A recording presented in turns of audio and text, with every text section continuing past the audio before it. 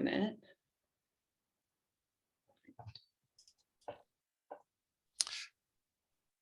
Good, so I'll go ahead. Yeah, I think that'd be good. We can get started. Excellent. Yeah, thank you everybody for joining. So I'm Will Masters at Tufts University. And I first want to just thank each of you for joining us today. I know it's a very busy time and a stressful time, but it's a really exciting project that I've been privileged to work with many people in Malawi over years on diverse kinds of issues in food and agriculture.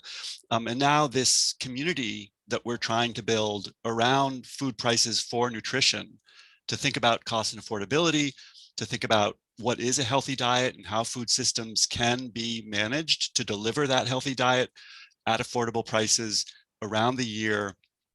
I hope you feel the kind of excitement that we do at Tufts, and our goal of reaching out and connecting all the people who are working with these data on these questions in Malawi and then in several other countries around the world, and then connecting Malawians to those working in this domain elsewhere. It's just such an exciting moment with the UN World Food Systems Summit, with many initiatives from national governments, including Malawi's. It's just been a real honor and a privilege to work in this area now with Stevie Kayatsa in the Ministry of Economic Planning and Development, with many of you at Luanar and elsewhere. Just really an honor for me, and I'm so glad that you were able to join this conversation today. So we're brought together by Rachel Gilbert, who has done, I think, an amazing job of trying to start to sort of get the ball rolling for conversations that we'll be initiating today and then having over the coming months around work that Anna Herforth and Jan Bai and Stevie and others have been contributing to. So I'll just turn the floor over to her, to Rachel, to begin this conversation. Thanks very much to Rachel, and again to each of you for joining today. Great, thanks so much, Will. It's really exciting to be here and to see some familiar names and faces. I'm really excited to be working on this project. So today we're going to be talking about the Food Prices for Nutrition project in Malawi. We're going to be talking about measuring the cost and affordability of healthy diets. Just going to give you a quick idea of what we'll be talking about today. I'm going to have Anna start off. She's going to tell us a lot about the visions, aims, and the motivation for this project. I'll step in and talk a little bit more about the specifics of the project, along with our colleagues at the World Bank, and then we'll jump into a little bit more detail about the data and the metrics that we're using. And then we'll talk through some results, both some global results, and then we'll dive into the specific Malawi results, where we'll get to hear from Stevie and Jan, and then we'll talk a little bit about what is next for the project. So just a few logistics before I hand it over to Anna. First, again, the webinar is being recorded, and we will post the recording on our website along with the slides. So you can share this and you can get back to it if you need to. We will ask you to keep yourselves muted during the presentation, but we would love to see and hear from you during the Q&A. We'd really love to hear your thoughts and see your faces. We'll have 2 designated question and answer periods, but feel free to first introduce yourself in the chat now. And if you'd like to use the chat as you're going to share some questions, we will look at those and try and consolidate them to answer them either during the Q&A or follow up with you after the webinar if we don't get to everything. So for now, I will hand it over to Anna, who's going to get us started. Thanks, Rachel. Thanks, Will. Greetings, everyone from Boston, and so glad to be able to connect across the world like this and talk about this work we've been doing, well, now for about 6 years or so, with the Food Prices for Nutrition project being kind of the latest iteration of a string of projects, and developing indicators and methods and ways of looking at food that, as Will said, can more strongly help to connect food systems and nutrition. So this project starts with the vision that I think is familiar to probably everyone here, which is a vision for adequate food access, and the definition of food security, which has been used for the last 25 years by the UN and many organizations, which is here listed on the slide as the vision of when all people at all times have physical and economic access to sufficient, safe, nutritious food to meet dietary needs and food preferences for an active and healthy life.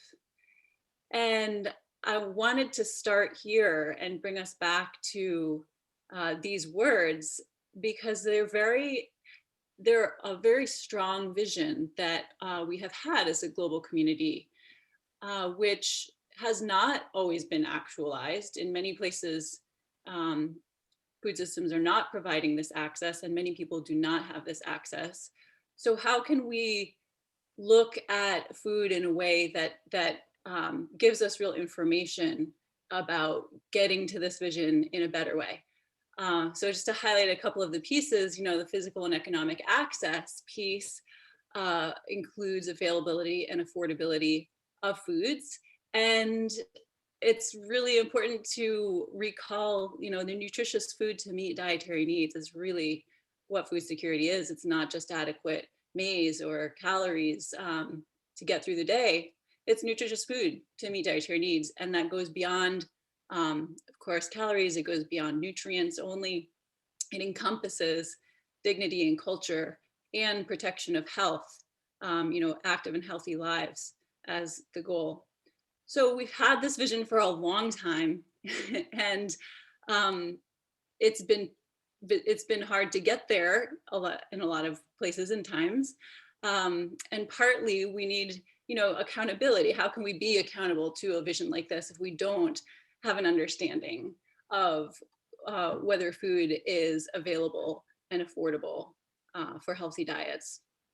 So that's what really this project is ultimately about, is trying to have, an understanding towards reaching this goal for all. The next slide.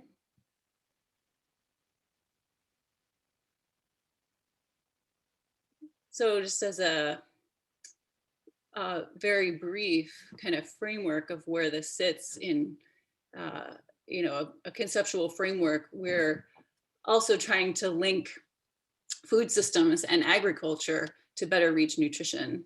And that a primary way to do that is through improving food access, both directly through, what kind of foods are available, also through increasing incomes for all people. Many people work in the agriculture and food systems sectors. So there are multiple ways how food systems can improve food access. And of course, food access being nutritious food to meet dietary needs, which, if achieved, can lead to better quality diets and improve nutrition.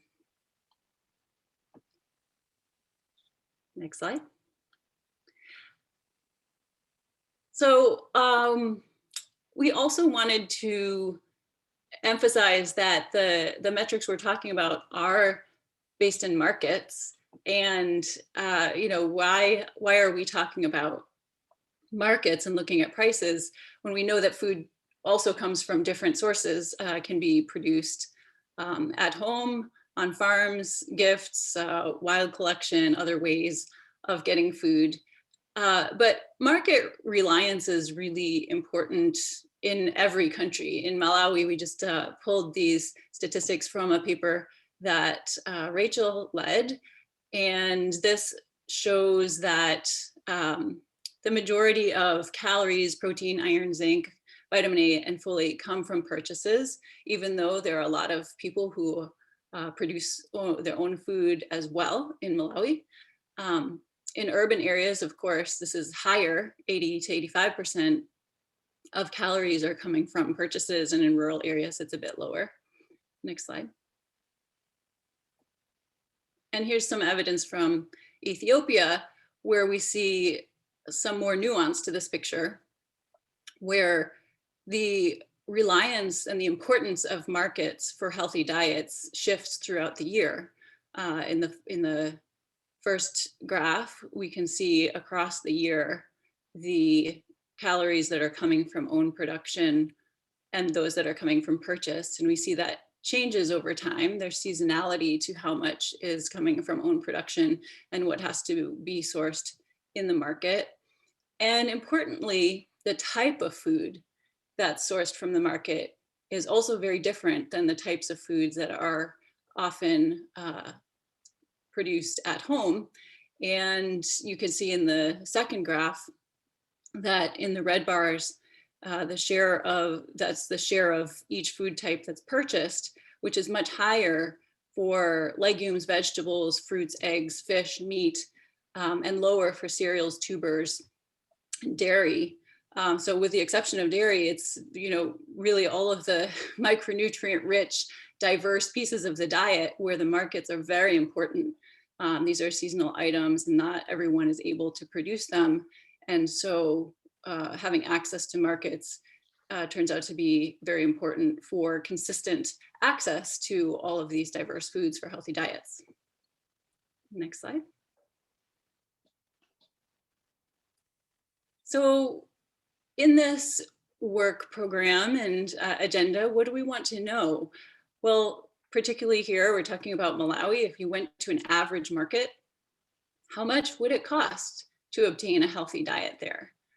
And then how many people can actually afford that cost? These are the central questions we're trying to answer. Next slide.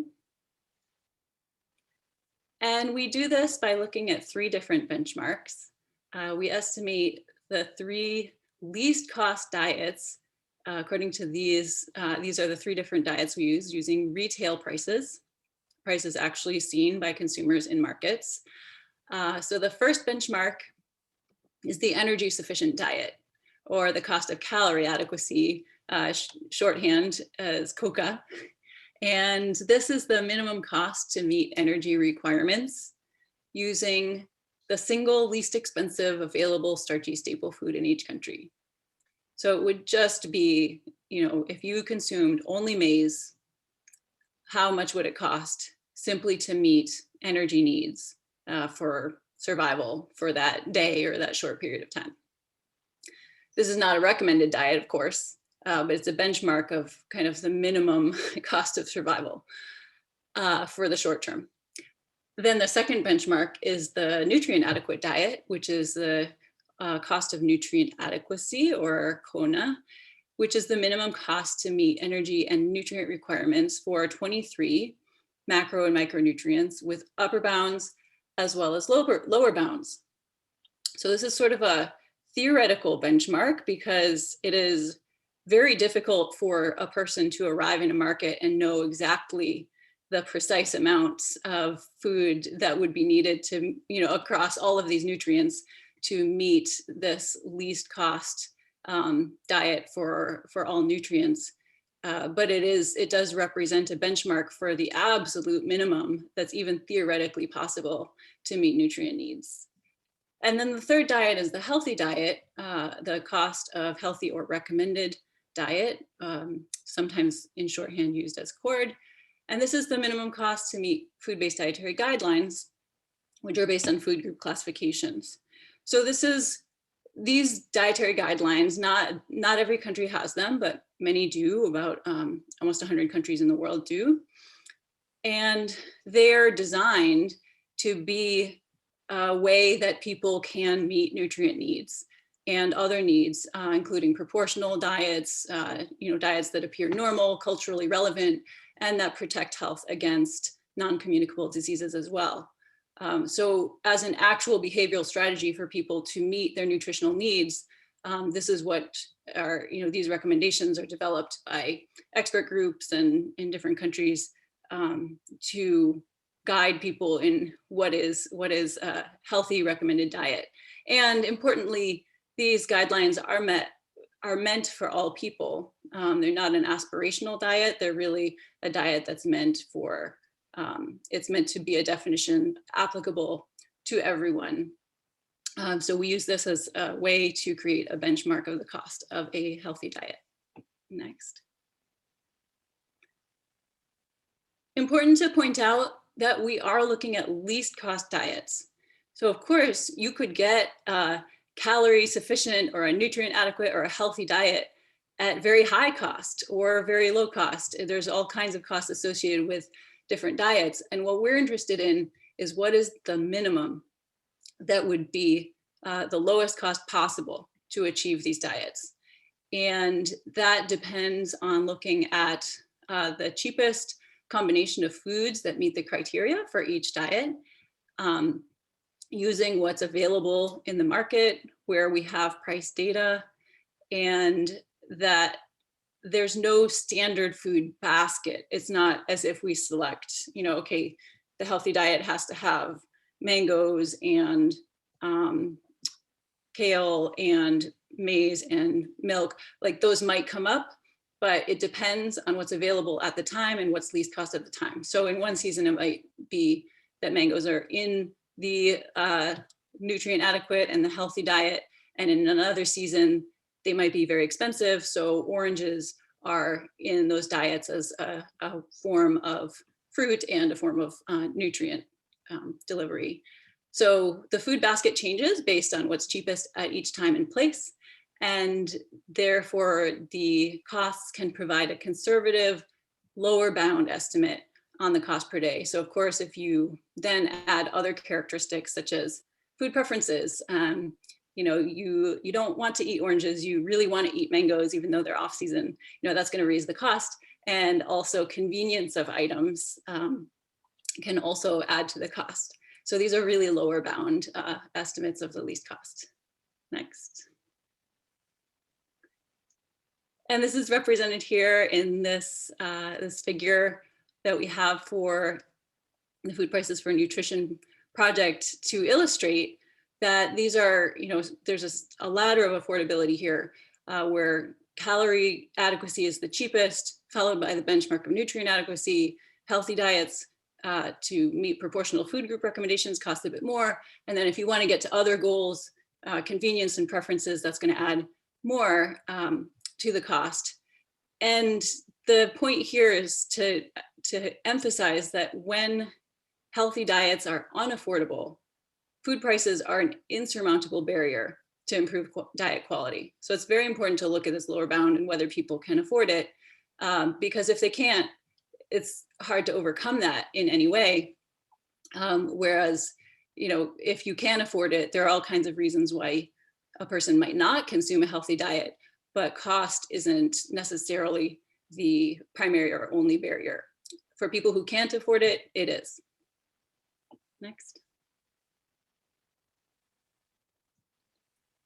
So you may also be familiar with other initiatives that have used food prices and looked at costs of various diets.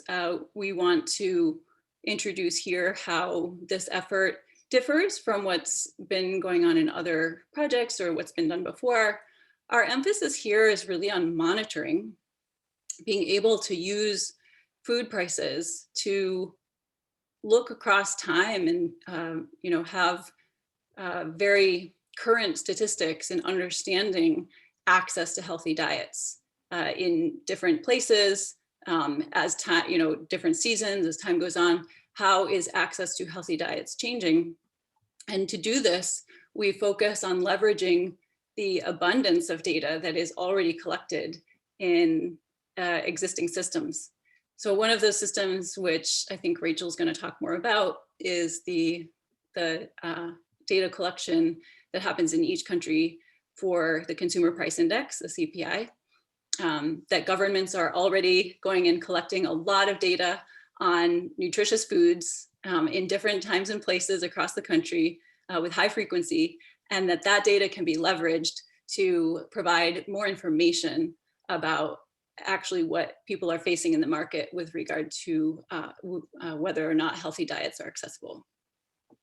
So we also want to support, not only develop these metrics, but support countries, governments, even international agencies as well, to calculate metrics within their own data systems as a tool. So we want to be providing these metrics and tools so that they can be incorporated into monitoring systems and used for decision making towards what can be done to improve access to healthy diets. One thing that we're also doing differently than what has been done before is moving beyond nutrients to look at healthy diet patterns, really harmonizing this approach with what governments themselves are recommending as for what citizens need to be consuming for meeting dietary needs. And there's a kind of philosophical reason for that of, providing a metric that matches with what people are being encouraged to eat. But it's also, there's a pragmatic aspect to that as well, because calculating the cost of the healthy diet doesn't rely on linear programming, which can be a barrier in a lot of practical applications for a monitoring system. So it's relatively easy to compute. So the benchmarks that require linear programming can be used for further understanding of the situation, but the cost of healthy diet is a fairly simple metric that can be more easily implemented. Next. One of the initiatives that you may be familiar with is the World Food Program, Fill the Nutrient Gap, which has been focusing on a nutrient adequate diet. They have used the term cost of the diet, but really it is looking at nutrient adequacy. And we are working together with them. They do a lot of stakeholder work in countries, engaging people in different sectors to talk about how to strengthen food systems for provision of adequate diets. And we're working together with them to, with all the great work they're doing, also incorporate the cost of healthy diet and, sort of harmonize these different efforts as well. So I think that's the introduction where I'll stop and hand over to Rachel to talk more about the specifics of the Food Prices for Nutrition project. Great. Thanks so much, Anna. Thanks for that really helpful introduction. Now, I'll just talk a little bit about the specifics of our project. You can find out a lot more detail on our website, which I think Julia can share the link to in the chat. But Food Prices for Nutrition is a 4-year project with the goal of promoting use of food prices to measure diet costs and affordability. This builds on 2 previous projects that worked really hard to develop price indices and diet cost metrics. In particular, people in Malawi may be familiar with Kandasa, we're changing access to nutritious diets in Africa and South Asia, which was quite active in Malawi. So you've probably seen some of that work before. And I just want to point out as well, you'll see the picture of the SOFI report, or the State of Food Security and Nutrition in the World report. That's the UN multi-agency report that comes out every year. And in 2020, for the first time, the diet cost metrics that we've been working on were included. So that was a really exciting moment for the project. And we'll talk a little bit more about that later and present a few results from that report as well. And again, this is just a really brief overview of some of the objectives of this project. As Anna mentioned earlier, we do want to link into this broader purpose of looking at agricultural systems and food systems we want to monitor and analyze food prices to guide agricultural production and food markets for improved nutrition. And some of the ways, some of the objectives that we have to do that. The first is to provide tools and methods for users to calculate the metrics on their own. So we'll hear a little bit more about how we're going to do this in a moment from our colleagues at the World Bank, but we'll also be working on a global online hub to provide data and tools for calculating the metrics. And then you'll see in the middle column here, we want to support the use of the metrics within countries, so by governments and by other stakeholders, to look at the situation within a country. And then we also want to do work like was done in the SOFI, where you're supporting the use of metrics across countries to see what's happening all over the world in terms of food prices and diet costs. And again, some of that will be done with training courses hosted by the World Bank, which Jan will tell us about. And finally, over here on the right-hand side of the screen, we have modeling impacts of policies and programs that could affect food prices. So this is a really exciting part of the project. I think one thing that we will be doing is looking at different interventions or programs or policies that might influence food prices and how that could change things like dietary quality, or you might imagine things like transportation or infrastructure investments that could affect food prices. So the ability to model the impacts of such things is really exciting. And we're hoping that a lot of the people on this call will be interested in engaging with us to identify some of the interesting questions that we can then model. Now, we do have 9 focus countries for the Food Prices for Nutrition project, which Malawi is one, of course. And but all of our tools will be made readily available for people all over the world to use. So these are just the focus countries. We'll be really emphasizing discussions about how to scale up these metrics at the national level. And lastly, I just wanted to introduce the sort of group that's working on this. And again, there's more information on our website, but this project is led by Tufts University, and we're working with the International Comparison Program at the World Bank and the International Food Policy Research Institute. And you can find sort of the individuals on the website as well. And now I'll have Jan Bai from the World Bank. He's going to talk a little bit about the online hub and the learning courses that I just mentioned. So I'll hand it over to Jan. Hi, Rachel. Thank you. Yeah. And hello, everyone. This is Yan from the World Bank, and working on the Food Prices for Nutrition project. So from the World Bank side, we're going to have 2 deliverables in this project. And the first one, we call it the Food Prices for Nutrition Online Hub. So basically, this is going to be a one-stop shop to access to the project's results, data, and also the method. So I think the first batch of data that we're going to put or be hosted on this online hub will be the diet cost and affordability indices.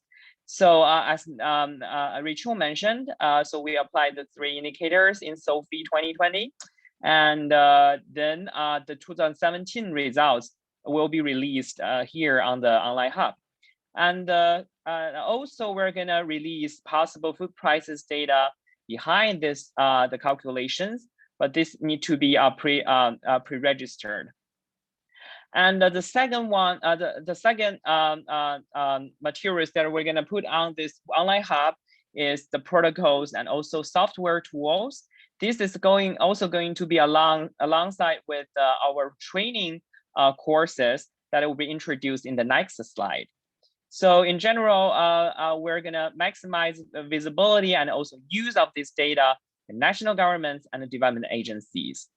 The online hub is going to be hosted on 2 major World Bank websites. The first one is the data website of the World Bank organization, the group. And this is a very popular website. We are also going to host this online hub on the ICP World Bank website. So the International Comparison Programs website. And then I think in the future, you will see something on the left for our online hub, the FPN online hub. Okay, so this is the first deliverable from the World Bank. And the next slide, please. Yeah. I'm going to talk about the second one, which is the Food Prices for Nutrition e-learning course. Okay, so the e-learning course is going to be hosted on the World Bank's Open Learning Campus platform. So it's also called the OLC platform. This OLC platform is the open access platform of the World Bank for knowledge sharing and also for policy makers or policy makings. And it's also a very busy and also popular platform with 450 courses over there. And the example picture here shows everybody about existing the purchasing power parity learning course that we put on the website, the OLC website. So if you are interested, you can click over there and also see how the course looks like. And we propose this FPN e-learning course will be 180 minutes, so it's about 3-hour self-paced course on this platform. And there will be two modules to be constructed. The first module, or the module 1, will is going to talk about how to construct the diet cost indices. For example, what kind of data we need, and what is the mathematical method behind, and what are the codes used, and most importantly, what are the nutrition and the health standards that we're going to apply. And the module 2 will be talking about the potential applications of diet cost indices in the policy making. So there will be different formats in the training course in general, and there will be, so I think it's not going to be boring. So there will be narration and the text, visualizations, and also some videos, interviews by experts. And also, most importantly, there will be quizzes. And the official launch of this e-learning course will be August 31st next year. So yes, so these are the two major deliverables from the World Bank. Yeah, Rachel? Great, thanks, Jan. Yeah. Now I'm going to hand it back over to Anna for a little bit more detail on the data, metrics, and methods. Thanks. To give an overview of these three different benchmark diets, they require some different types of data. I can't remember if there's an animation here. If so, maybe we can click through to. Yeah, there's not. Don't. Okay, thanks. So, oh, you can go back to the other one. Thanks.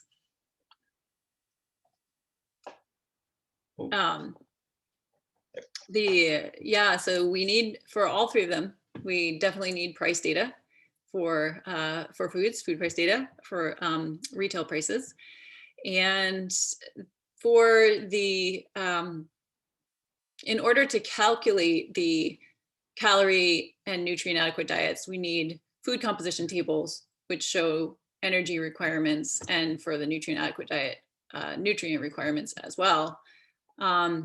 These are sort of implicit in the healthy diet was actually developed using this as well to determine the correct amount of food to meet the same energy target and to check whether nutrient requirements are met, which they largely are, but we don't actually require food composition data to then continue to calculate the cost of a healthy diet. For the healthy diet, in contrast to the other two, we need a set of dietary guidelines to apply. And next slide. So to start with the first data source, we often use national government CPI data for food prices.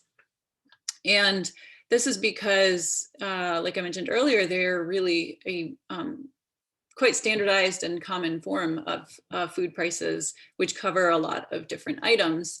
They're generally collected by national statistical offices and at nationally representative market locations, usually on a monthly basis or sometimes even more frequently. And CPIs, the Consumer Price Index, weights items by the share of total expenditure. And so it sort of built into this price data collection system. It is, by definition, including culturally acceptable and commonly consumed food items. Not necessarily all of the culturally acceptable, commonly consumed items, but the ones that are on the list of foods collected, at least definitely are. Next slide. I think this is, the ICP team was going to present this one, Rachel, if I'm not mistaken. I think we were just going to continue, but it's fine. Jan, if you want to step in, you're welcome to present it. But this is the food price global data set that was used for the court. Jan, do you want to touch on it? Sure, no problem. Yeah, I will talk about this slide. Yeah, and one of the major, what I would say, the most important food price data set especially the global data set we're using is the ICP, the World Bank's ICP data set, the International Comparison Program. So so this is so the ICP itself is a worldwide statistical initiative led by the World Bank, also in partnership with other international organizations and also regional agencies. And so the data collected primarily for estimating the purchasing power parities, what we call this PPPs for the world's economies, right? So especially when we calculate the or convert the nominal GDPs to the real GDPs, the PPPs is really useful. And we also, when people use PPPs in a lot of different occasions. So if you're interested about this concept, welcome to also click the ICP website for more information. And so far, there are 9 ICP comparisons of the programs have been conducted to date. So you can see the chart on the right, and also so basically along the time from 1970, you will we have collected like there were more and more countries participating in this PPP or ICP program, and now we are actually very actively working on the 2021 cycle. This is due to the COVID, it is actually delayed. It's supposed to be 2020, but now it's 2021, and it's an ongoing project.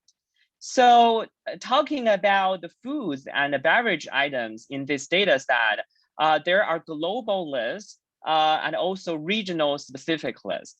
For the global list, we collect the data from all the global countries, all the countries in the participated in the program.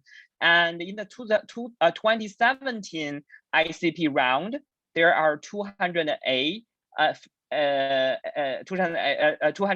foods and beverage items, and also there are different numbers of regional specific lists, and there are more than 50 items in the African region in the 2017 round, and also items limited to comparable products sold in multiple countries, also with high level of comparability and quality. So this is why we really think the global, in terms of the global data set, in terms of the data quality and also the internationally comparison purposes, the ICP data, the food prices data from the ICP provide the highest global standard so far. However, there's also some limitation about this data, using this data set. The most important thing is that it provides a national annual average price per item. So that means if we rely on this food price data set, we can only monitor or estimate the diet cost per every like 4 years or 5 or from around 4 years basically. And also it's not like we cannot use this data set assessing, for example, the seasonality problem or higher data frequency. So yeah, so this is about the ICP global food price data. Yeah. Thanks, Jan. No problem.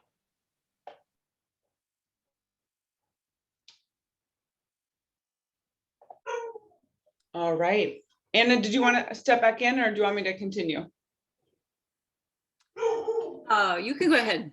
Sure. So I just wanted to talk briefly about some other price data sources that you may be familiar with. So the first would be household expenditure survey data. So for example, in Malawi, we have the Living Standards Measurement Survey, and you would find, you'd be able to calculate food unit costs for items that were purchased using this data. An important caveat for that is that these surveys are done only every 5 to 10 years in many countries, closer to 5 in Malawi. But unit costs are different from retail prices, as we're seeing in the national CPI data. Another important source could be a market information system. So these typically track farm gate prices or wholesale prices of commodities that are really important to producers or traders, and they're not retail prices necessarily that a consumer might face in a market. So perhaps a Ministry of Agriculture or Ministry of Trade might collect this type of data. It may be a smaller number of items, and it usually would not include processed foods. So that's one caveat to this type of food price data. And another source that you may be familiar with would be from vulnerability assessments. So these often do track retail prices in markets that consumers would see. And they're generally used to guide interventions, to see what types of foods might be provided in an emergency. You may be familiar with the World Food Program Vulnerability Assessment and Mapping System, or FuseNet, which also does this.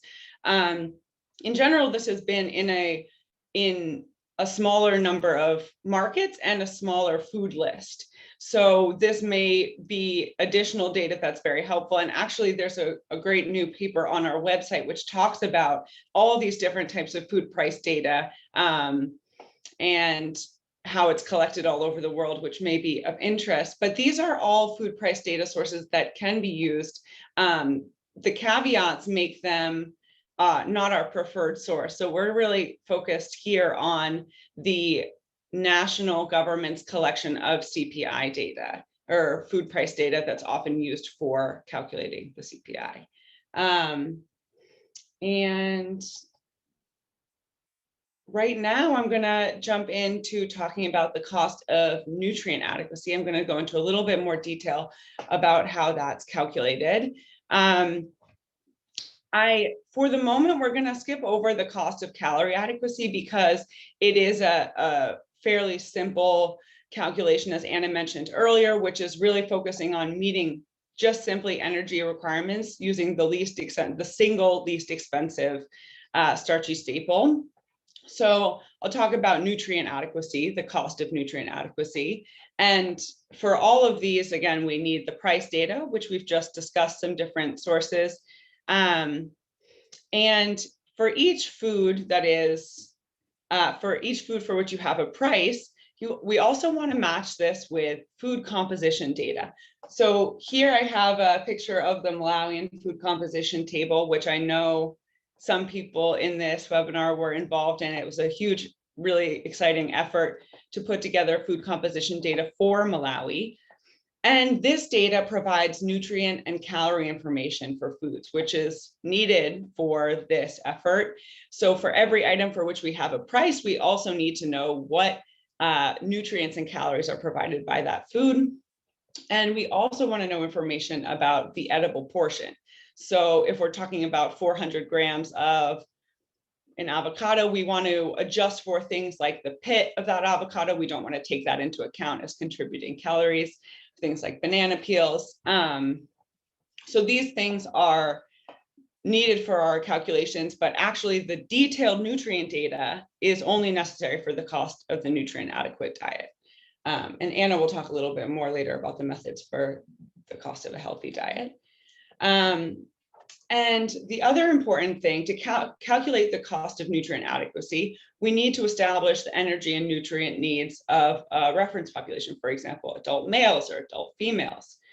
And we start with estimated energy requirements. So this estimation is based on age, sex, physical activity levels, and weight and height. And in this case, we are using median weights and heights from the World Health Organization reference population. And we're talking about an active level of physical activity because that's what's recommended for long-term health. So we are basing estimated energy requirements on age, sex, and physical activity, as well as these weight and height from WHO. And the next step is to look at appropriate levels of macronutrients. So humans need carbohydrates, proteins, and fats, and we're using acceptable macronutrient distribution ranges, which are based on the estimated energy requirements. They give us a lower and an upper bound for the amount of protein, fats, and carbohydrates that this person may need. And using this range, you're able to get the gram quantities that people would need, a lower amount and an upper amount, and that will provide a range that we can use. So next we have micronutrients. we need, again, as with the macronutrients, we want to set a lower bound for a micronutrient that somebody needs to avoid a nutrient deficiency, and an upper bound for avoiding toxicity. And not all nutrients have these requirements, have an upper level for toxicity, but for which there are, we want to include those. And there are some different ways to do this, but here we're talking about the global harmonized average requirements. These were actually proposed in 2019 by Lindsay Allen and her co-authors. And these are a set of average requirements and upper levels that are proposed for nutrient requirements for about 23 or 26 macro and micronutrients. And then there's also other ways in which you could do this. So there's the possibility of using estimated average requirements and upper limits, but I will just point out that this paper, this resource by Kate Schneider and Anna, they have done an excellent job of explaining the different decisions that go into choosing different bounds. So if you're interested in the details of that, you can check out this resource. But I also want to mention that we've included an upper bound on sodium. So for micronutrients, the upper bound is usually to distinguish a level at which there would be symptoms of toxicity. Well, this is not the case for sodium. This level was established in 2019 based on chronic disease risk reduction. So we've included that as well.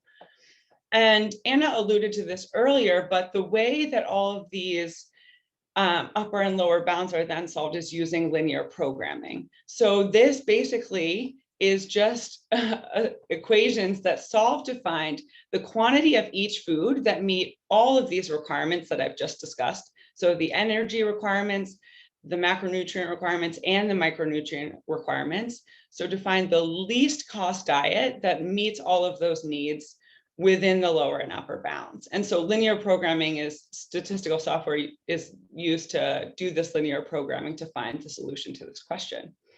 And that's all I'll talk about now for the cost of nutrient adequacy.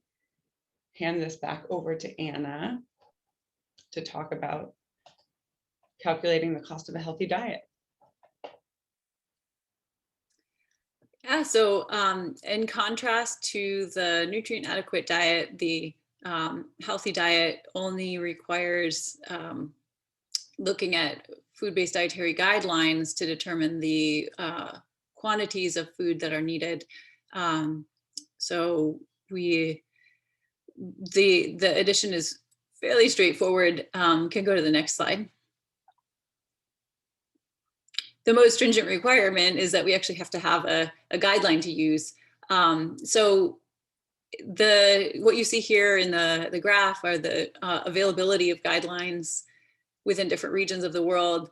As of a couple of years ago, it was 93 countries that had food-based dietary guidelines.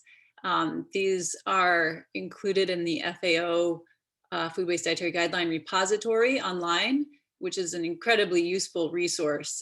Without that repository, it would have been very difficult to identify current guidelines across many different countries, without trying to reach out to authorities in each country, which FAO handily did for us as a global community, so that we could have access to these different guidelines. So these would have been the source of information on how to identify and define quantities that are needed for a healthy diet. Of course, there's no single definition of a healthy diet.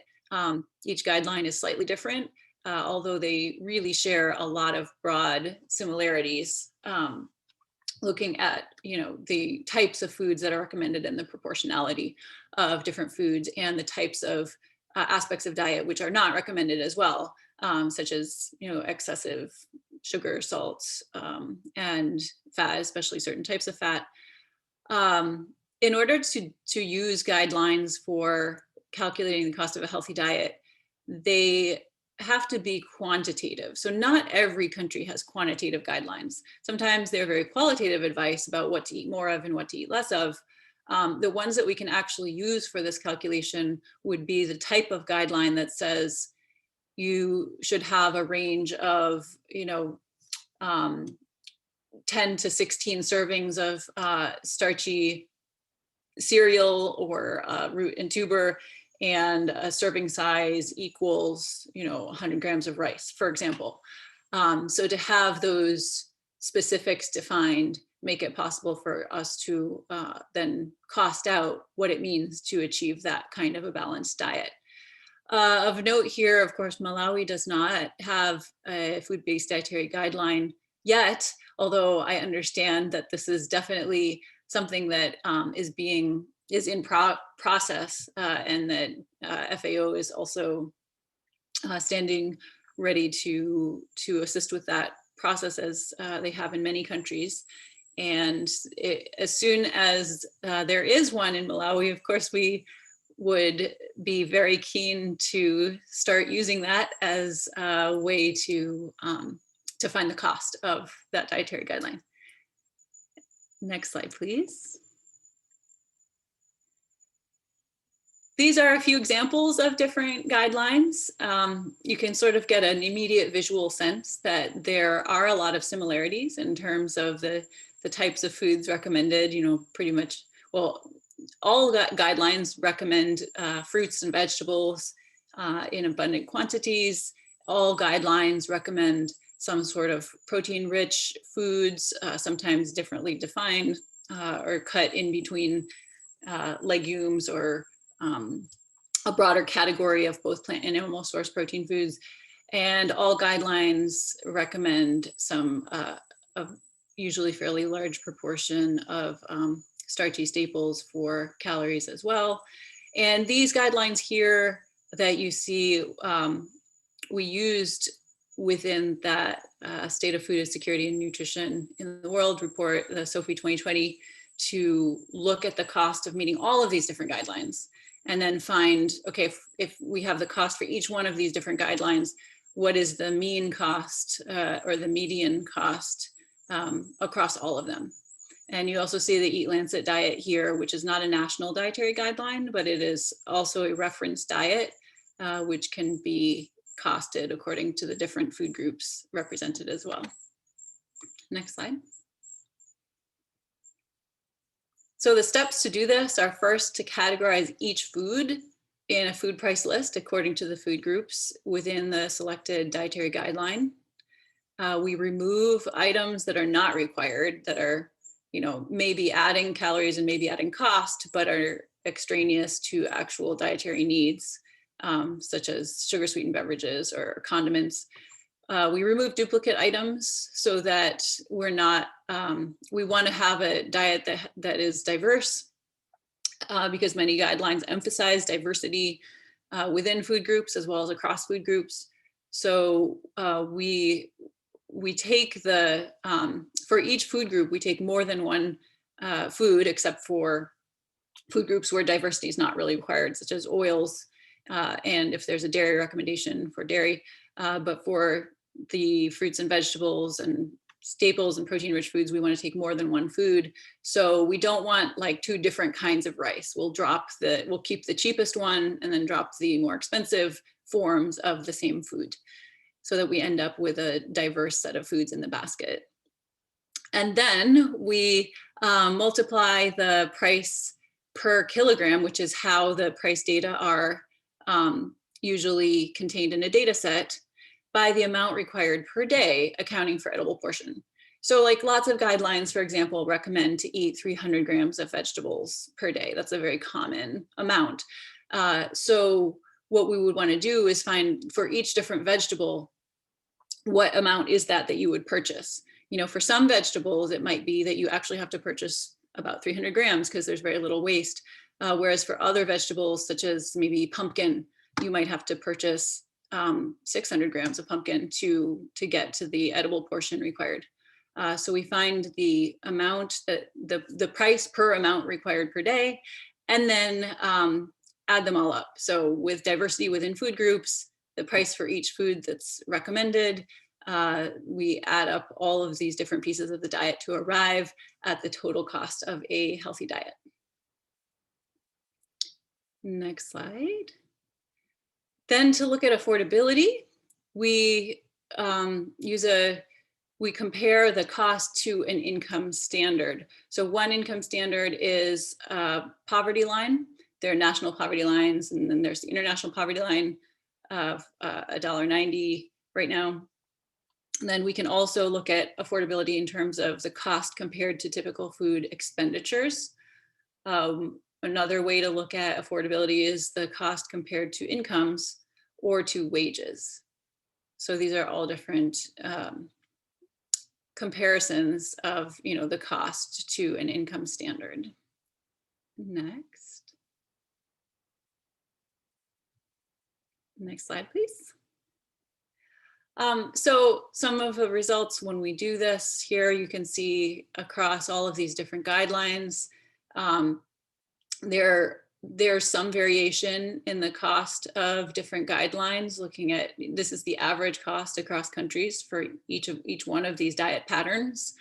And some of them are systematically more expensive or less expensive, but they're all within a similar range. And the key takeaway here is that by any definition, healthy diets are far more expensive than, first of all, the entire international poverty line of $1.90, let alone if we reserve, a portion of that could be credibly used for food, whereas the rest of it is used for other things like housing and transportation. If we take $1.20 as the highest amount credibly reserved for food, healthy diets are just much more expensive than this. So as a basic standard of affordability, if we take the poverty line, healthy diets are definitely unaffordable across the board by any definition. Next slide. When we look at different areas of the world, we can see that this unaffordability is very much concentrated in sub-Saharan Africa and South Asia. So the kind of bottom line conclusion is that 3 billion people approximately lack sufficient income to purchase a least cost diet form of healthy diets recommended by governments. Calorie adequacy, affordability is still a problem in some countries. The least cost of nutrient adequacy that's even theoretically possible is unaffordable to many people in sub-Saharan Africa as well. And then when you look at the healthy diet, most people in sub-Saharan Africa and South Asia cannot afford this diet pattern. So this is highlighting a really big problem in food access in markets. Next.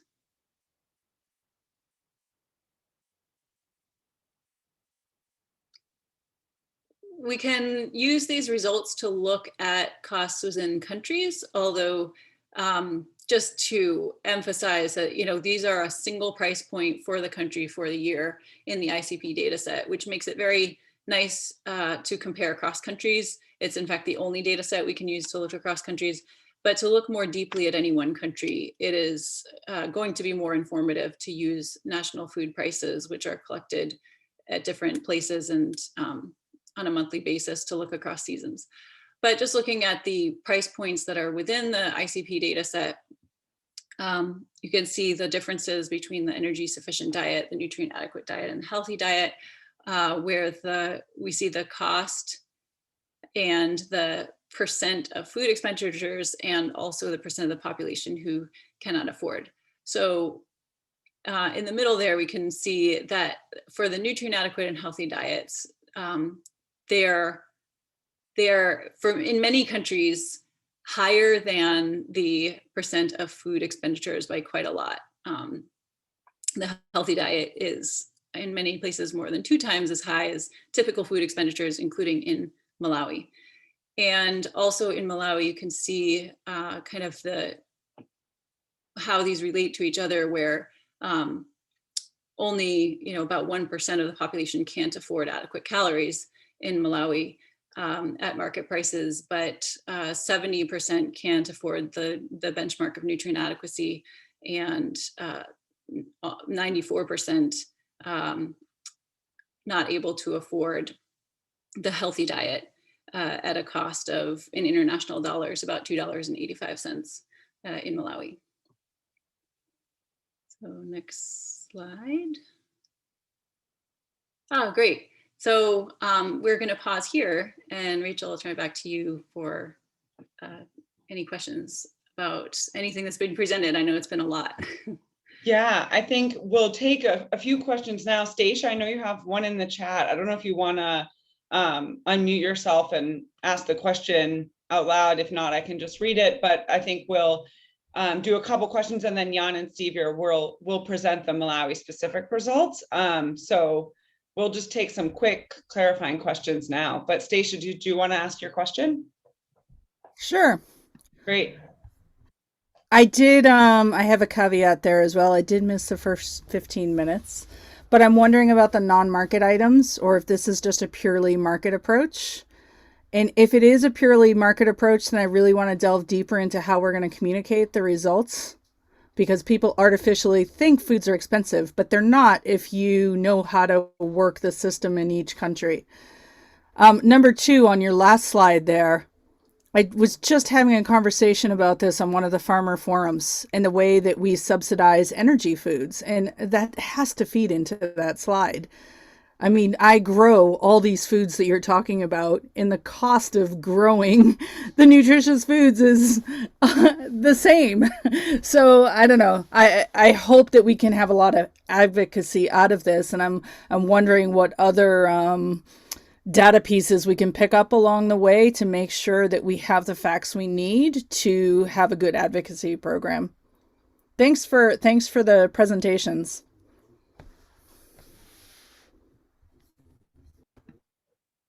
Thanks. Maybe we can take one more question. Anna, I don't know if you want to tackle that question, but I think Dr. Njaya also has a question. I see a hand raised if you want to ask your question, and then we can respond to a couple. That makes sense. Thank you very much, and congratulations to all the presenters. I was just looking at maybe having the food items, but beyond that, how is it prepared? Is it something that you can look at? Because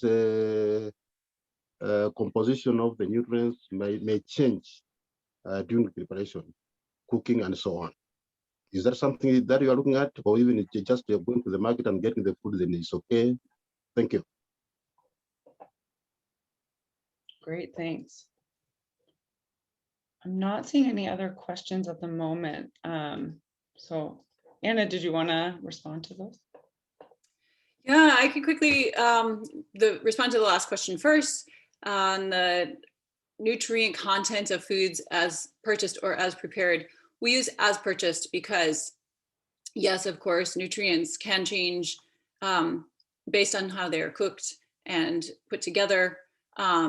But that becomes very difficult to assume what the nutrients are after a certain kind of cooking process. So just to keep the information clear and transparent, we use the item as purchased instead of introducing assumptions into how long it's been cooked or what's been cooked with it in order to have like a cooked nutrient content. It becomes pretty tricky. So it's an important thing to keep in mind, how to preserve nutrient content in cooking as well. But that doesn't really factor into our, the food composition that we use for the calculations. And I would love to spend some discussion time on, Stacia, on your comment. So this is looking at market prices. We don't attempt to cost find the availability of foods outside of the market or their prices. We use the price data that's being collected across markets. And definitely it's not the implication that that's the only place where people get food, or that it should be the only place that people get food. But it's important to know what is accessible in the markets at what price, because if it's not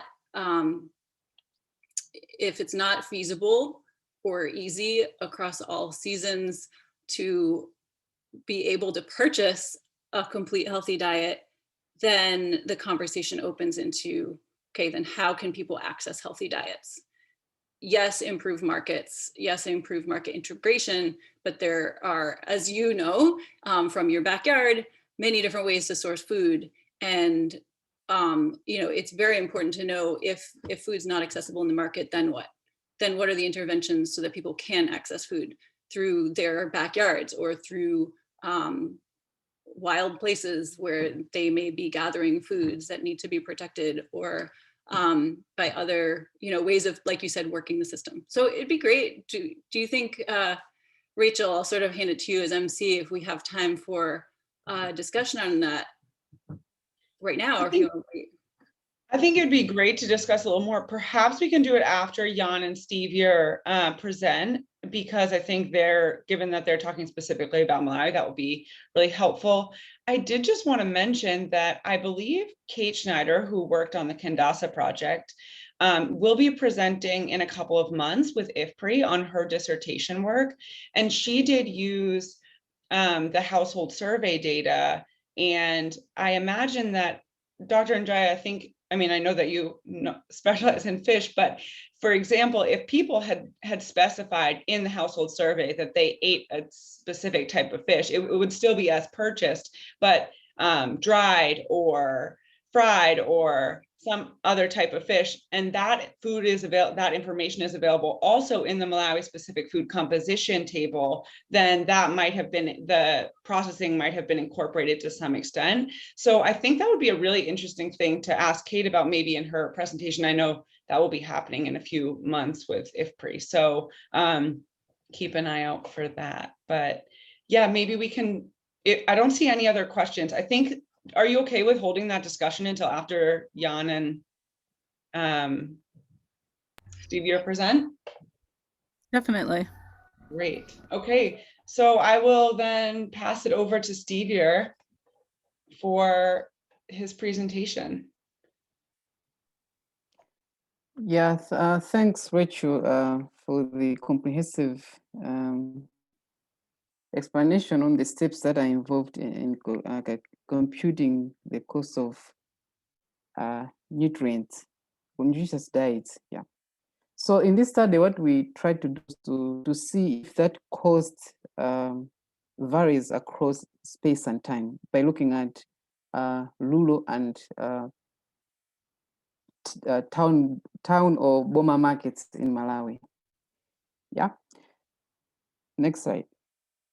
So we basically used the price data from National Statistical Office. This data, as you know, is used to compute consumer price index. So we use the data to compute the calories, fish, and nutrient adequate diets in Malawi. So this data is collected across Malawi in 29 rural markets. So we had data from 2007 to 2017, covering about 129 months. So 17 markets within the data are the Boma or the rural town markets, and then the 12 markets are the remote rural markets. Next slide. Next slide, please. Yeah, so when we compare the nutrient and calorie adequacy by these two types of markets, what we do see is that the cost of nutrients is lower in and then higher markets, and then the difference is about 8% higher in Boma markets. And then follows for the cost of calorie adequacy. Next slide, please. So basically, overall, the energy sufficient and nutrient adequacy diets are systematically lower in more remote rural markets than in Boma markets. And then this differences is attributed to lower prices in food categories, for example, in rural markets like dried jumbo and utaka fish, and then beef, and then powdered milk and chicken eggs. However, we found that jumbo is systematically more expensive in more markets, and this is basically due to the fact that the infrastructure that is required by fresh fish, like refrigeration, that is basically not available in rural markets, making it the price for fresh shampoo expensive. Next slide. Yeah, I think let me hand over to Yan for the seasonality of diets. Thank you.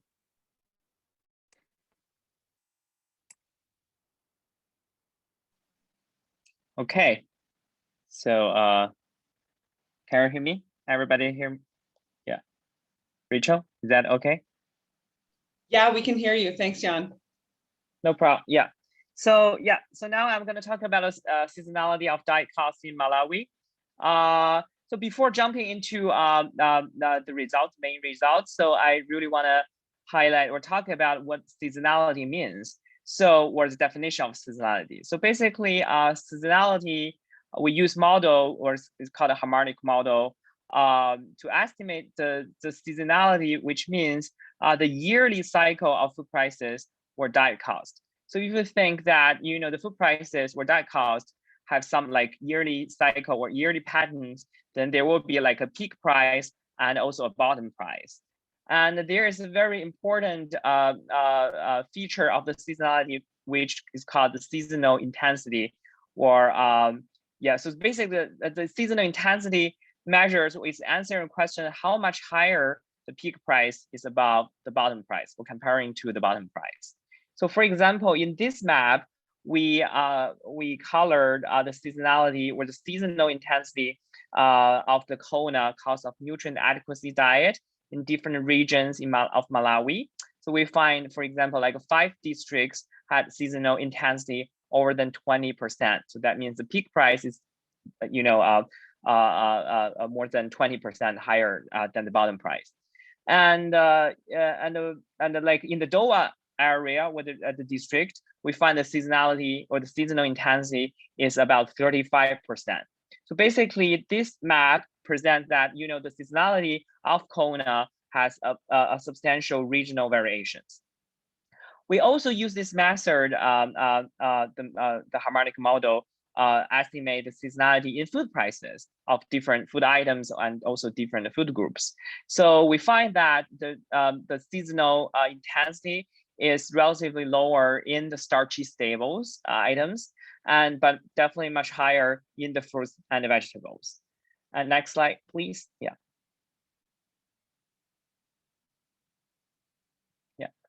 And okay, so and some overall findings, for example, like the cost of nutrient adequacy is about 130 local currency per adult women per day.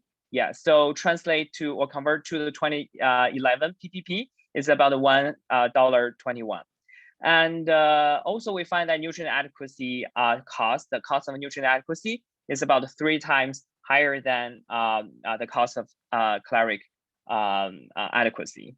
And also, as I said, we find 31 food items among 48 have significant seasonality in Malawi.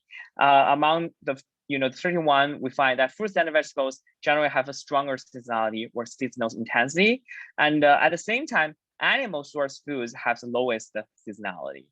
So given that we find substantial variation of seasonality across regions and also food items and food groups, we believe reducing and stabilizing cost of nutritious foods is very important for consumers and also farmers who acquire foods from the market.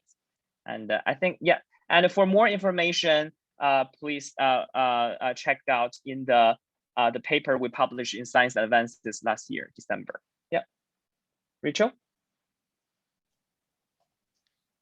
Great, thanks, Jan. And I think Julia has just shared that paper in the chat. And in a little while, I can try and share the paper from Stevia as well. Or Stevia, if you have that available, you're also welcome to share it in the chat. So now I'm very quickly going to talk about what's coming next from our project, and then we can dive into some discussion and some more questions if people have them. Most importantly, some next steps in food prices for nutrition. So right now, part of our team is working on updated estimates for SOFI 2021, and those are expected in June and July. So we'll be really excited to share those in a few months. And obviously there will be some additional results for Malawi specifically. But also in June, I know many of you have participated in this before, in the Agriculture, Nutrition, and Health Academy Week. They'll be hosting a learning lab. So if some of you are interested in diving into this a little bit more, we'll be talking more about the calculation of the cost of a healthy diet there. You can join us for that. And as Anna mentioned earlier, we'll be generating tools and guides for people who have food price data and want to compute the cost of a healthy diet themselves. We'll be sharing those as soon as possible. And then the World Bank e-learning course that Jan mentioned is coming next year. The launch will be in August of 2022, which will, again, provide even more detail and resources on how to calculate these metrics. For now, we're really interested in finding out who wants to be more involved in talking about these different metrics and talking about what we can do with them. So we're trying to create some interest groups right now. So in the coming months, if you're interested in learning more about this, you can let us know, and we'll be sharing these tools. We'll be sharing results from the SOFI report and providing sort of more up-to-date information about the launch of the World Bank course. You're always welcome to email me with any questions or any interest. You can email me directly there at rachel.gilbert@tufts.edu. We also have a Google form, which Julia is going to share in the chat right now. I think in the age of webinars, it's very nice to get some concrete interest from people who want to engage further. If you want to, we'd love to have you fill out the Google form to let us know that you're interested in hearing more about all of the things that I've just mentioned. So please do fill that out if you are interested in staying in touch with us about this. We'd love to have conversations about the things you're interested in, the metrics you're interested in, questions you have, and the like. So right now, I think we also want to just wrap up by saying a big thank you to our donors. This project is funded by Bill and Melinda Gates Foundation and by UK through the Foreign, Commonwealth and Development Office, and their generous support has been much appreciated. So I think with that, we can go back into sort of questions and discussion. I don't see questions in the chat, but people are really welcome to unmute directly and just ask questions or bring up comments that you want to talk about more. I think, Dr. Indra, do you have another question? I see your hand raised again, or a comment. Yeah, sorry to come back again. I do agree with the first presenter.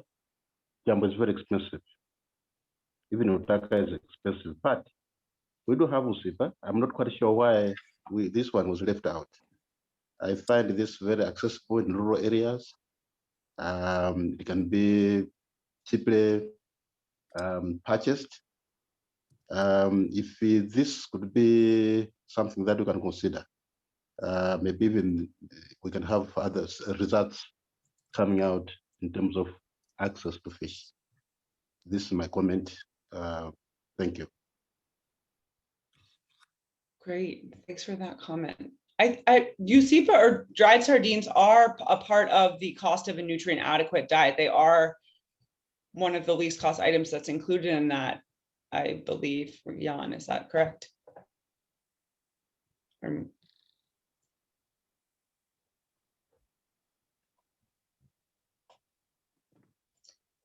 That makes me think of a question too.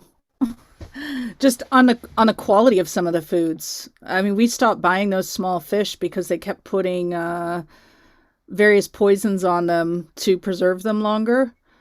And I had another thought as he was asking his question or making his point.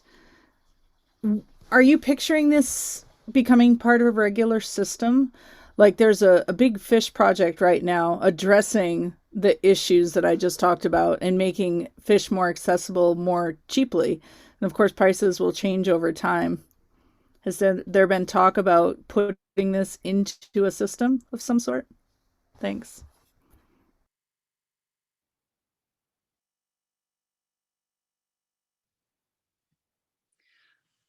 Could I just make a logistical suggestion right now? It'd be good, I think, if we can stop slide sharing, and if everyone who has the bandwidth and the willingness can use your videos so that it feels a little bit more like a conversation. Hi, Stacia. Nice to see you. I've gotten kicked off twice though, so I may not. Yeah, bandwidth can be an issue. Was your question for the whole group that you just asked about the fish?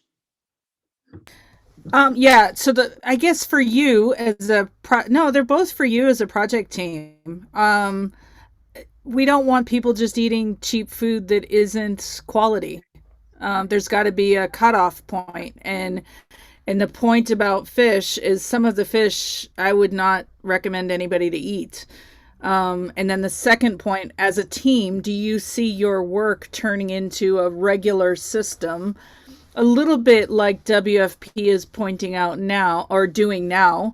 I mean, I just think we need this on a regular basis. What is the cost of diet, in this 6 months? There was a group in Zomba doing it for a long time. The Food Basket. I'm sure you found them in your studies. The Center for Social. I can send a link. Yeah, so it's more to the project team, I think.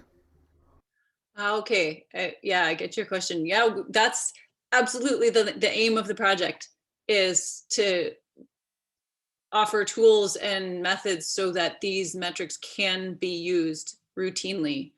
In particular, the cost of healthy diet, because it was actually designed in partnership with government ministries in Ghana and Tanzania in the first iteration of this project. The Indicators of Affordability of Nutritious Diets in Africa, which started back in 2015. And we sat down and said, okay, what food prices are collected? What's feasible to compute? How can this information be used for nutrition? So that's absolutely the aim, is to be able to institutionalize these metrics so that they can, like you said, be a point of information. What was the cost of a healthy diet in the last season? Oh, look, there was a price spike in the cost of a healthy diet in a certain region. What's going on? Like, what are the aspects of the diet which are too expensive for people? And then what can we do about that? So that's certainly the goal. And yeah, I'd actually like to hear more about that potential in Malawi. I do want to also come back to your other point on foods that should just be excluded. So we did that with some foods, like forms of fat that are not recommended, like any kinds of trans fats. We just excluded them because they shouldn't be part of a healthy diet. And processed meats as well are just excluded. Like you can't meet your protein food recommendation with like hot dogs, because it's not a recommended form of food for a healthy diet. So that's really an interesting comment on fish. We haven't excluded any fish, but like these food safety concerns are really important. There's probably a lot of context specific information that wouldn't, like, if there's a use of this metric within Malawi, that conversation to be had about, is this type of food on our price list something that should be considered, or is this a type of food that is not part of a healthy diet for reasons of safety or chemical contaminations, or even like nitrates or something like that? So yeah, I agree with that point. But I think there's a lot of discussions, and Jan, do you want to comment on that? And then it would be good to have that bigger discussion about how in Malawi there might be potential for using these metrics more in a more systematic, mainstream way. Yeah, I just want to maybe just add one thing and also highlight one thing, is that, the difference between this project and also others is that I think we mentioned the monitoring, purpose of doing this is a price indicator. So basically we are not saying, I think even for the healthy diet, this is not like a recommended diet for everyone, right? So also that means, sometimes we are, so all the times we are measuring the bottom line or the lowest possible price to meet nutrients or healthy standards. It doesn't mean this is the real price for everyone, or the real price for even the average price for in the nation. No, not saying that. And plus, if you consider the food quality issues and also maybe like the nutrient retention, right, the issues, so that all this kind of factor or preference issues, all these kind of factors will only be possibly increasing this price. But we are still measuring lowest price. And even though this price, especially for the healthy diet, is still relatively higher than the poverty line, and also for a lot of people who cannot just simply afford this cost, right? So this is just the thing that I want to add. Yeah. So it's a diet that meets the standard, but it's not that every person has to eat those specific foods. Like those are just the specific foods that happen to be the cheapest in order to represent the pattern.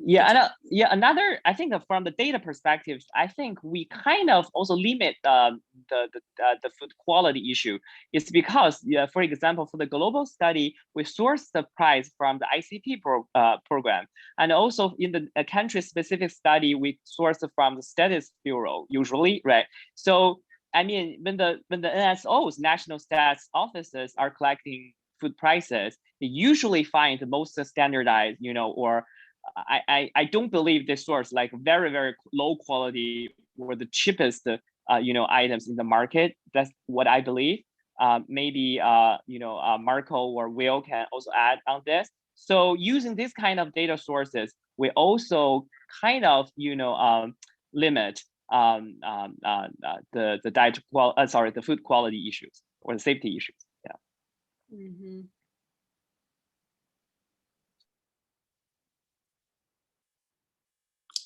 Yeah. Just looking at this basic needs basket that's been monitored. So the idea is similar in that it's monitoring a basket that's meant to be a minimum standard. Without having looked at it, I can't immediately find the content, how that basket is constructed.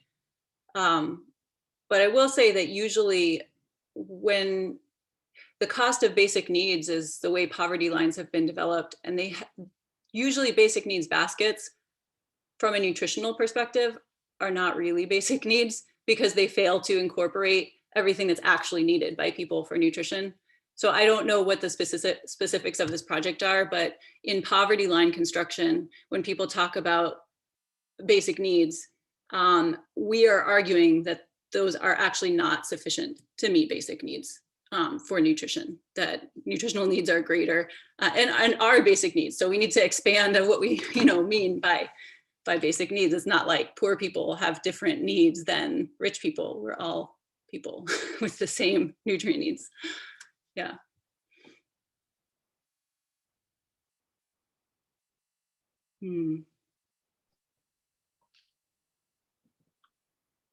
Great. So Stacia followed up. Did you see the question up above by Blessings Bota? Yeah, I was just about to bring that up. So Blessings wrote, based on emerging results that cost of a healthy diet is high, what's the main policy recommendation that we can best advance? The main traditional message has been that healthy diets are not expensive for our 6 groups. I'd love to turn that to the floor for everyone to discuss. Just so that we're all on the same page, what are the 6 groups that you're referring to, Blessings?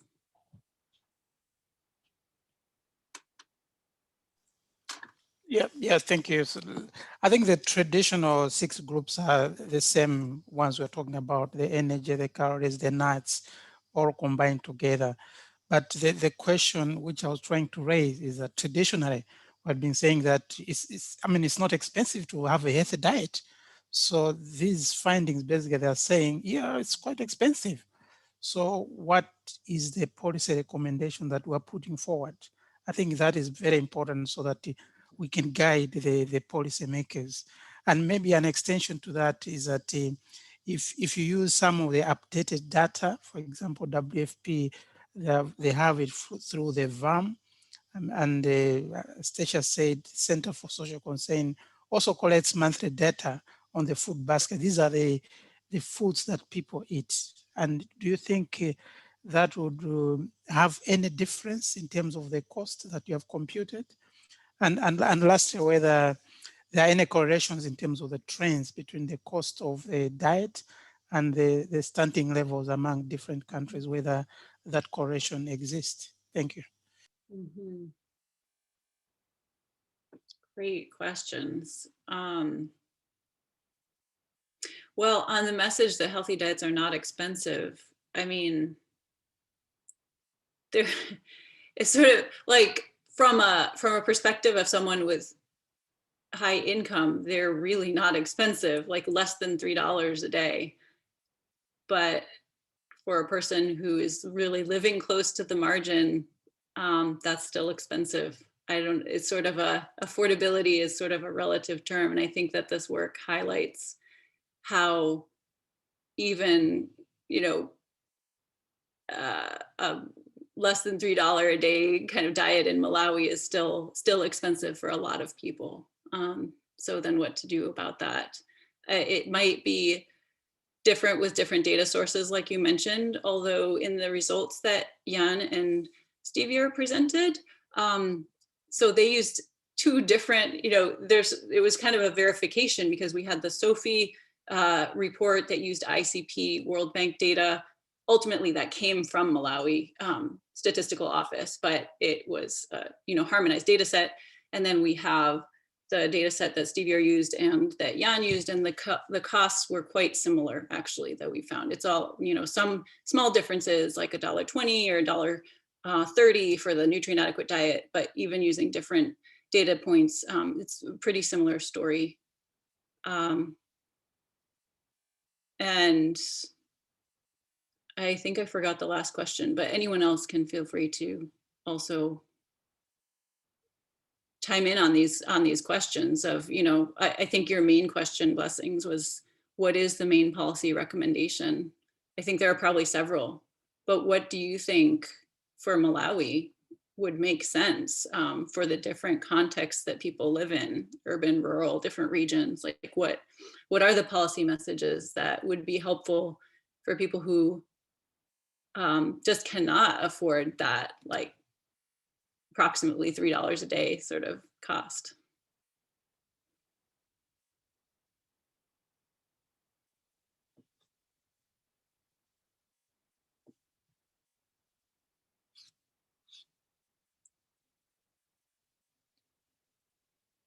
Stevie, I don't mean to put you on the spot, but you're a person who's probably in discussions with policymakers. I wonder if there's what your thoughts are sitting in those conversations.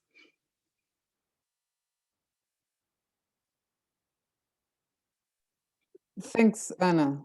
I mean, looking at the steps that we get into calculating the cost of diets, I think the big question would be, it's to do with looking at access. The foods are there. We say they're not very expensive, but then sometimes it's also the food choices that poor people are making.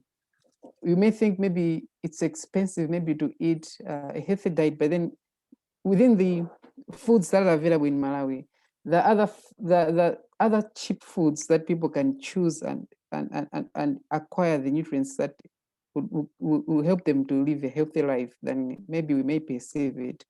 So it's to do with maybe awareness campaigns that maybe we as a government we can advance so that people are aware of what kind of foods people can consume and that are cheaper than maybe looking forward to consuming expensive foods that would want to eat maybe those who are in urban areas. And again, also trying to look at also trying to look at what other policies, like for example, how maybe the biofortification programs that the government can pursue through research to bring these nutrients in the foods that people are simply cultivating. Thank you. Yeah. Stasha, I think you want to make some comments on this? Yeah, go ahead. Yeah.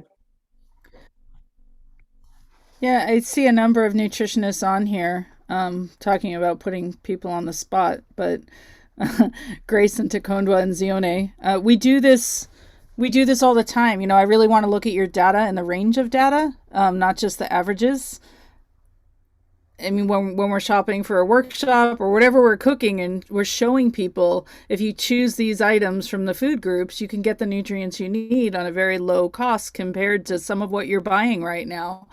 So we do that through counseling and knowing ourselves what's on the market. And then, of course, what I talked about at the beginning, if you're stuck on the market, yes, it is expensive. But if you're not stuck on the market, there's all these other things you can do. So food choices, and then what we already talked about.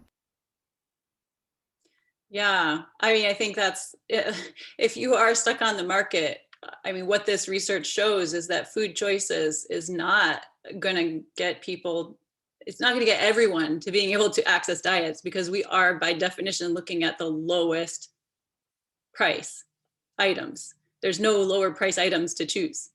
So if you can't afford, what was it, $2.48? I forget what it was for Malawi. If you can't afford that, there's nothing you can choose to make that cheaper on the market. But yeah, then at that point, there's other avenues to accessing food sometimes.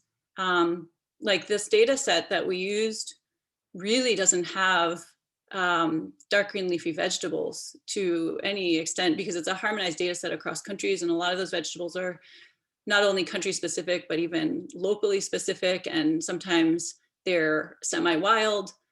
So they're sort of missing as low-cost foods in data sets. You know, what we analyze is the universe of data that's available. And there may be other, you know, avenues towards accessing diverse, nutrient-rich foods than the market. So I would think that's, you know, in discussions about education, choices in the market can only go so far for very poor, low-income people. But then there are other food access ways to be discussed as well, which I know from the people who I recognize on this call is being done, of course, with home gardening and other forms of food access. And I think I see another hand as well. Yeah, Jan, did you want to ask your question? Yes, I did. And I think we lost you. Your audio is a little I'm choppy. sorry about the camera. I tried to switch it on and everybody froze for me. So I had a question. Jan, I think your audio might be too bad to hear the question. If you want to type it in the chat, I can just read it out. Sorry. It's nice to hear your voice, though. Great. I don't know if there are other questions while Jan's typing. Well, while we wait for that question to come in chat, on the previous discussion, are these results about affordability or lack of affordability of healthy diets consistent with approaches that you're taking in community workshops or in policy discussions, or do you think they would change some of these discussions in either programmatic or educational or policy approaches to increasing access to healthy diets?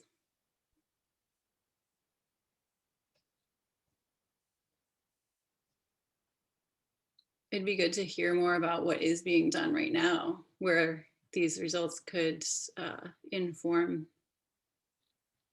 some of those interventions.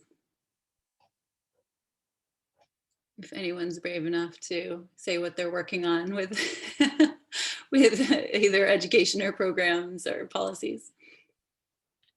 Yeah, Stacia, you mentioned a big fish project, I think, that you thought this would be useful for. I'm not sure anyone here is working on that project. And I think, as we said earlier, we're really interested to be able to answer questions that are relevant to this group. That's a huge part of the agenda.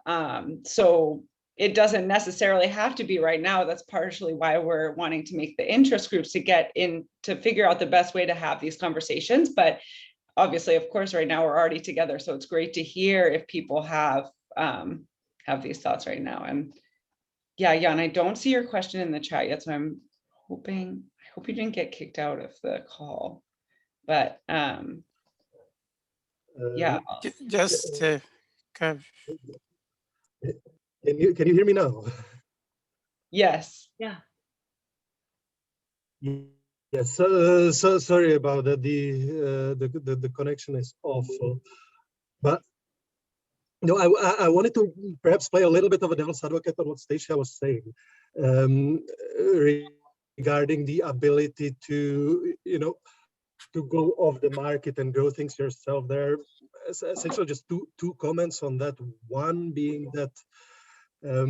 In fact, the majority of Malawians are net food buyers. Even those that produce their own food, they still have to go to the market to to satisfy at least some of their nutritional needs. So the ability to go off market is limited for most people in Malawi. Now, of course, and then of course on the consumption side or the expenditure side, which is used to draw to construct the poverty lines and to assess where people find or households find themselves compared to those poverty lines. Even self-produced consumption is included in those. Right, so the comparison of how many people can actually afford which one of those different minimum dietary requirements already takes into account the self-production as it happens right now. Now, of course, that doesn't mean that people could not potentially compose their self-production differently, produce different things, but still their ability to self-produce is limited. And I think I just think it's important to put this perspective there.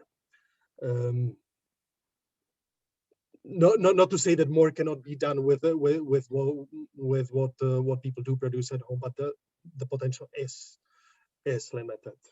Thanks. Thanks a lot. Yeah, certainly limited by season. It's not always possible to produce, anything at any time. So maybe there need to be also discussions about food preservation for, increasing access during off seasons, especially for perishable foods and interventions like that. I can't seem to find my hand raising thing on here. Where do you raise your hand? I think it's down in reactions, but you can also just speak. No worries. Yeah, it's under reactions. Yeah, go ahead. I feel bad because there's 26 people on here. I don't know if some people are having a hard time turning on their microphones, or connection issues. But what you just said is exactly the communication thing that I was talking about, that it depends on the season, because it doesn't. There are people that are growing really diverse things. Like, that's a mentality block for people that, I can't because I don't, whatever. I've heard everything, and we're showing people that actually if you do this, this, and this. So I totally agree with what Jan said. The way it is today, way too much starch, way too cheap, too many people having to rely on the market because of all these other things. And that's where I want to take advantage of what we're talking about today and change policy. So it's going back to Mr. Bote's blessings question.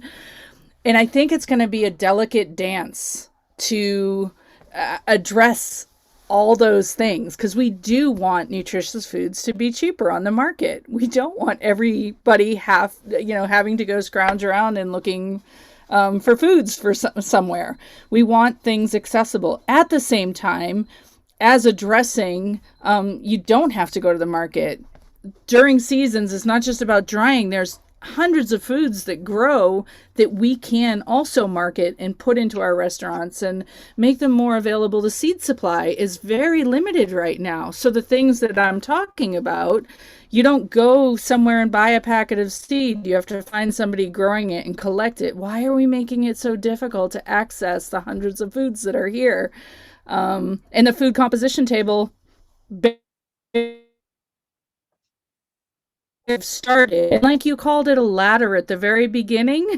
We're gonna have to have a ladder so that we're aiming for something together and have a good vision for it, and be very careful with our communication so that we're helping people climb that ladder in whatever way they can and getting our food systems healthier. Thank you. Yeah, that's a really interesting point, Stacia, about the seeds. And also, I think you're pointing to programming that you're doing where you're helping people learn how to grow certain things that they may think that they can't. So there's some communication about, I mean, programs and policies which transfer knowledge to people or transfer inputs like seeds. Those are really interesting things that hopefully we can explore more. So we'll be really interested to get more ideas from people. I think I'm going to put one more time in the chat the Google form just to see if people are interested in engaging further in some of these conversations. I do want to give people the opportunity to ask a few more questions, but we are getting close to time. So this, Anna, did you want to add anything else before people may have to drop off? Well, to connect also, Stacia, your comment to the back to the market, it like, yes, growing more diverse foods, that there are, I think your comment is that in any season there are options. And not only just limiting that to home production, although that may be very important, but even connecting that to the market to make that available to others who don't have enough land or the seeds or whatever to be able, it's not that everyone needs to produce their own, but there are a lot more foods in Malawi than there are in the food price data set. So, you know, making more diverse foods available on the market as well as in backyards, I think is something, an important takeaway from what you said.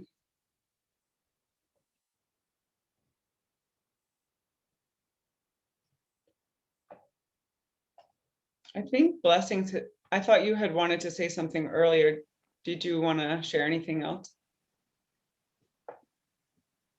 Not really, but I think maybe two things. Not to have a lot of expectation of the fish project. I think in Malawi, the fish consumption is too low. So the kind of fish that we're talking about are the small fish, which some of them maybe they're not supposed to be consumed. So I think when you look at the fish, it's reduce the bar. It's not that. The second thing to me is also, I think we shouldn't focus so much on focusing on production and consumption, but if we need to link it to the market, because the market gives an incentive for more production. So our orientation should be produce, but link it to the market, because the more you have those linkages to the market is when you have more production. I mean, we have seen, for example, like orange maize now, that we are having a marketing dimension, and that is also giving more incentives for more production of, I mean, vitamin A enriched.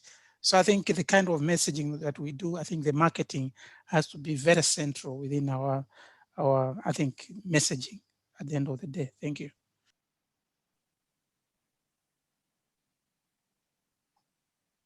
Could not agree more with you, Blessings. Thanks for that comment. That incentive for production is so important.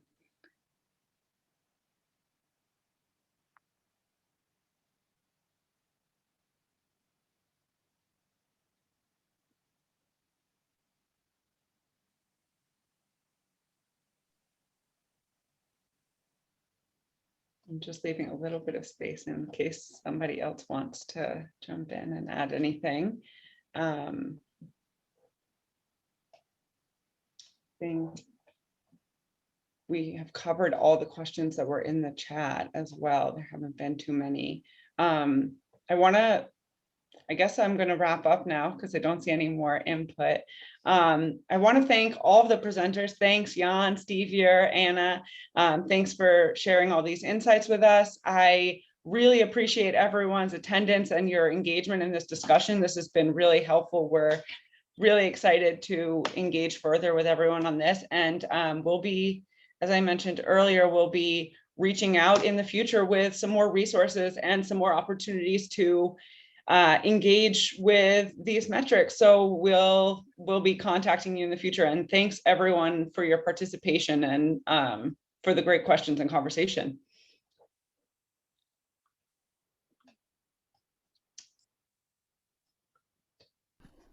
Thank you.